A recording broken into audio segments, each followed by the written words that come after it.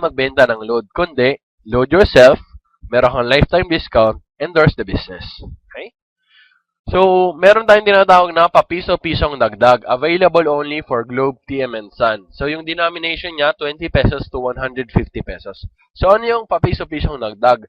Merong mga load na 26 pesos, 27, 28, 29, wala yun sa price list nyo. So, ang gagamitin yung format is yung LX OTA format. Eto, LX space OTA space ID number slash PIK slash telco Globe Sun Smart, Globe TM Sun slash amount and then slash the cellphone number. So, dito sa telco, pwedeng gamitin nyo, for example, TM kayo, pwedeng ilagay nyo pa rin Globe. Okay?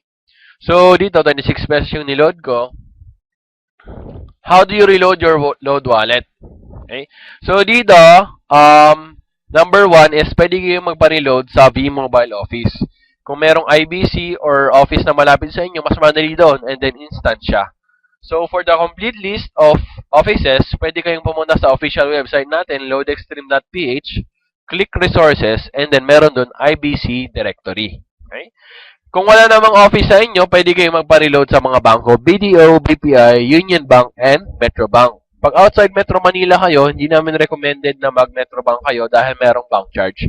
So, kung outside Manila, like for example kami, Davao, BDO, BPI, or Union Bank.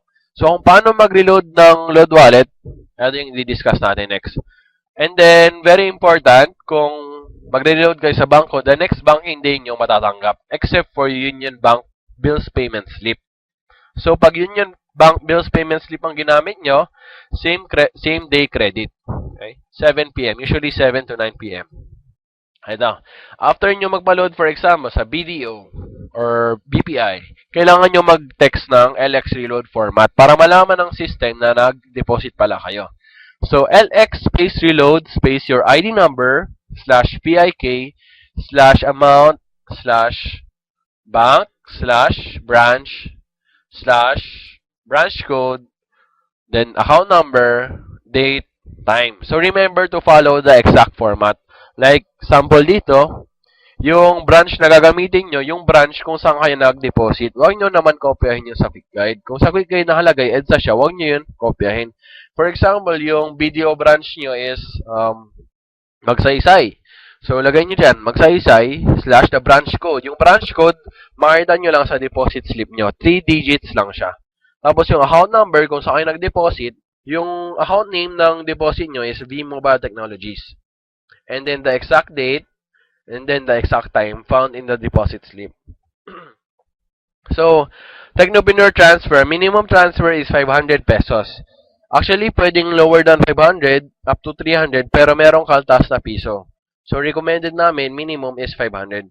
Only TP to TP or TP to TU transfers is allowed. Hindi pwede ang Techno user na mag-transfer ng load wallet. So, ano yung format? Nasa quick guide nyo ulit to. LX space transfer space ID number space PIK space LX load. Yung LX load, one word lang po siya. Space the amount, space the ID number, and the cell phone number. Okay? And then may matatanggap kayong confirmation. So, kung gusto nyo ng online loading, pwede kayo mamunta sa official website natin. And then, para sa Technopreneurs account nyo, pwede nyo ma-check yung earnings nyo, downlines nyo, yung mga million nyo, sa mylx.biz. Okay, ito yung online web loading, papakita ko sa inyo. Pagpunta nyo sa website natin, loadextreme.ph, meron dyan, online loading. Click nyo yan. Lalabas to. Fill up nyo ID number nyo, PIK. Pili kayo ng product. Ito pwede nyo gamitin kung gusto nyo mag-load abroad. Okay, online loading. Cellphone number. Tapos kung gusto nyo ng confirmation, lagay nyo email nyo dyan. Click send load. So, kung gusto nyo mag-load wallet transfer via internet, click nyo naman load wallet transfer. Tapos, ID number, PIK, amount, ID number ng gusto mong sendan, cellphone number niya. Tapos, email, transfer credits. So, kung gusto niyo naman ng papiso-piso dagdag, online loading ulit, ganun pa rin. Click nyo. Tapos, ID number, PIK. Pili kayo ng telco, Globe, or Sun. Kung TM ka, Globe lang yan. And then, lagay mo yung amount, 26 pesos, cellphone number, tapos send load. Yung online loading, mabilis siya, mga 2 seconds lang, pasok na. So, alam naman natin, kaya tayo nagnegosyo, hindi para sa barya-barya, kundi para sa papel-papel. Going for the gold.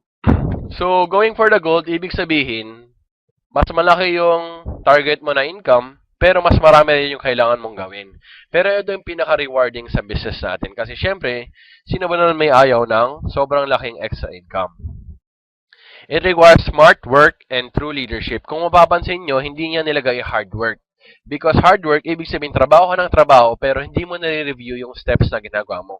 So, smart work, ibig sabihin, makinig ka sa upline mo, makinig ka sa mentor mo, sa leader mo, kung anong sinasabi niya, sundin mo. Dahil hindi ka niya ipapahamak, gusto niya maging successful ka. So, sino ba yung prospects natin sa business? Mga taong gusto ng discount, mga housewives, estudyante, mga katrabaho natin, cooperatives, PTA, labor union, private companies, and other organizations. In short, lahat ng taong kakilala mo, lahat ng K mo sa buhay. Di ba? Kapamilya, kamag-anak, ka-text, ka-FB, ka-chat, ka-Twitter, lahat. Okay? So, the 1 million income goal. So, earning your first million in V-Mobile is possible, doable, and achievable. Bakit? Kasi kami mismo, na-prove na namin yan na posible lahat, basta sundin mo lang. So, earning your first million requires desire. Siyempre, yung goal mo, ano ba talaga gusto mo makuha? Yung goal mo must be bigger than yourself. Hindi pwede puro sariling mo lang isipin mo. Like, for example, ang gusto mo lang is bagong cellphone. So, hindi pwede yun. Bakit? Pag nabili mo na yung cellphone mo, stop ka na kasi nakuha mo na yung dream mo. So, kailangan bigger than yourself. Like, gusto mo matulungan yung pamilya mo, gusto mo magbakasyon, gusto mo makabili ng sasakyan, ng bagong bahay, o kaya kung OFW ka naman, gusto mo makasama pamilya mo sa Pilipinas, habang kumikita ka ng malaki. So, dito, it requires your time. So, kung ikaw yung taong nagsasabi palagi na, ay, busy ako sa work, kaya mas kailangan mo to gawin. Mas kailangan mo mag-invest ng time. Why? Kasi kailangan mo malaman yung first law of alchemy. Okay? So, first law of alchemy states, in order to obtain, something of equal value must be lost. So, pwede nyo isulat sa notebook nyo, in order to obtain, something of equal value must be lost. Ibig sabihin, kung gusto mo ng more time, more money in the future, kailangan mo mag-invest ngayon. Kasi tayo, farmers tayo, di ba? Trabaho tayo ngayon, and then after 6 months, 1 year, 2 years, syempre, harvest na. Pagsimula, medyo malaki yung effort mo, pero yung return sa'yo, medyo maliit lang. Pero later on, maliit na lang effort mo, sobrang laki ng income mo. So, it requires talent and skills and good learning and listening attitude. Attitude, very, very, very important. Sabi nga nila, skill will take you to the top, but attitude will make you stay there. Bakit? Kung ikaw magaling kang tao, syempre, ma-reach mo agad yung taas. Pero kung pangit naman attitude mo, madali ka lang babagsak. So, mas maganda ba yung hindi ka magaling, pero willing kang matuto. Makinig ka sa upline mo, sa leaders mo, and sundin mo sila. So, network marketing. Multiplying yourself. Okay? So, network marketing kasi ang tawag dito sa ibang bansa. Sa Pilipinas, also known as networking. And wala namang masama sa networking. Pwede ka mag-research na sobrang ganda pala ng networking. Which is, madidiscuss na